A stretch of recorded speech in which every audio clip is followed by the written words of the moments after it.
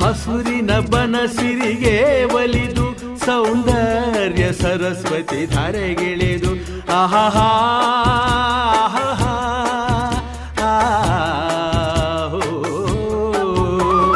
ಹರಿಯುವ ನದಿಯಲ್ಲಿ ಜಾಡಿ ಹೂವನದಲ್ಲಿ ನಲಿಯುತ್ತ ಓಲಾಡಿ ಚೆಲುವಿನ ಬಲೆಯ ಬೀಸಿದಳು ಈ ಗಂಧದ ಗುಡಿಯಲ್ಲಿ ನೆಲೆಸಿಹಳು.